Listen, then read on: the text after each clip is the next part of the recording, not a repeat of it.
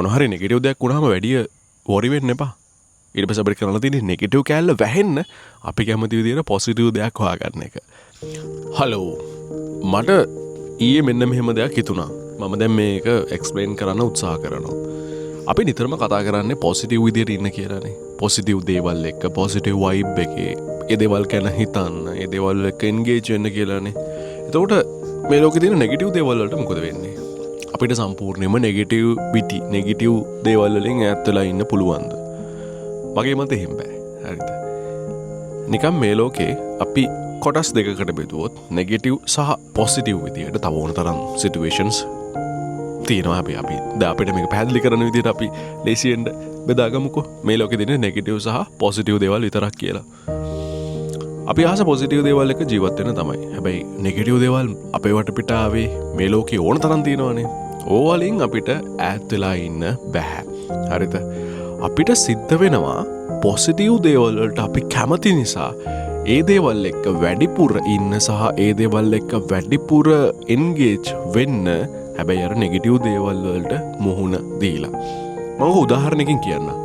දැන් හිතන්න අපිට අසනීප වෙනවා කියලා. මම විශ්වාස කරනවා අසනීප වීම කොයිලේවත් පොසිටිව් නැහැ කියලා. ඒක නෙගටිව් දෙයක්. දැන් අසනීප වෙලා කියලා හිතන්නකෝ තියෙන්නේ. අපිට දැන් ඔය වෙලාවේ පොසිටිව් හිතනවා කියලා ඒම හරියන්නේ නැහැ. අපි අනිවාර්යෙන් බෙහෙත් ගන්න ඕනේ. අනිවාර්යෙන් කියන්නේ මම කියන්නේ අවශ්‍ය නම් බෙහෙත් ගන්න ඕනේ. බෙහෙත් අපි හිතමු තිත්තයි කියලා. සාමාන්‍යයෙන් බෙහෙත් තිත්තයිනේ. තිත්ත පැණියක් අපිට බොන්න සිද්ධ වෙනවා. දැන් ඕක පොසිටිව්ද? නෑනේ. මගේ මතේ සහ මගේ අත්දැකීම අනුව ඕක පොසිටිව් නැහැ. ඕක නෙගටිව්. හැබැයි නෙගටිව් කියලා අපි ඕක නොකර හිටියොත් හරියනවද? ඒත් නැහැ. අපි බෙහෙත් බොන්න ඕනේ. හරිද? ඒ ඇවිල්ලා නෙගටිව් සිටුේෂන් එකට අපි මුහුණ දීම. හැබැයි අපිට පුළුවන් ඕනනම් ඊට පස්සේ හොඳ හකුරු කෑල්ලක් ගන්න. රස, පැණි රස, අපි කැමති ලස්සන හකුරු කෑල්ලක් අපිට කන්න පුළුවන්.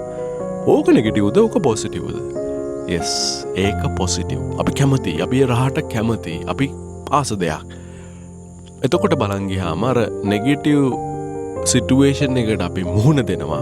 හැබැයි ඊට පස්සේ අපි කැමති පොසිටිව් කෑල්ල අපි ඒකට ඇඩ් කරගන්නවා. ඒතර අපි හිතන්නේ අපි එන්ගේජ් වෙන්නේ, අපි කැමති වෙන්නේ අර සිටුේෂන් එක ඇතුලෙන් ආපු පොසිටිව් දෙයට. දැන් ඒක උදාහරණයක් විදිහට එහෙම කිව්වට තව ටිකක් ඩීප් අපි හිතුවොත් හරිද? ඒ උදාහරණෙදී ඇත්තටම ගොඩක් අපේ සර්වයිවල් එකට වැදගත් වෙන්නේ නෙගටිව් කෑල්ල. ඒ තමයි අපි අසනීප වෙලා ඉන්න අපි තිත්ත බෙහෙත් බීපු එක. බෙහෙත් තිත්ත වුණත් බෙහෙත් බිව්ව හින්දා තමයි අපිට සනීප වෙන්නේ. ඩීප් හිතුවොත් අර හකුරු කෑල්ල උන්න අපිට නොකා ඉන්න පුළුවන්. it's our choice. අපි කැමති නම් විතරයි කන්නේ. අපිට තියනවා නම් විතරයි කන්නේ. හැබැයි බෙහෙත් මොන එක is a must. ඒක බෙහෙත් බිව්වේ නැත්නම් අපිට හොඳ වෙන්නේ නැහැ.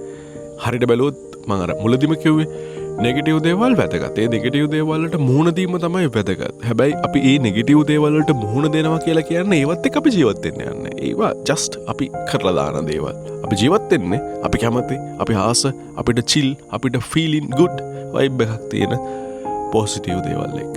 එන මතක තියාගන්න මේ ලෝකේ පොසිටිව් කියලා දේවල් විතරක් නැහැ. නෙගටිව් දේවලුත් අනිවාර්යෙන් තියෙනවා. ඒ හින්දා මොන හරි නෙගටිව් දෙයක් වුණාම වැඩිය වොරි වෙන්න එපා. ඊට පස්සේ අපිට කරන්න තියෙන්නේ නෙගටිව් කැල්ල වැහෙන්න අපි කැමති විදිහට පොසිටිව් දෙයක් හොයාගන්න එක.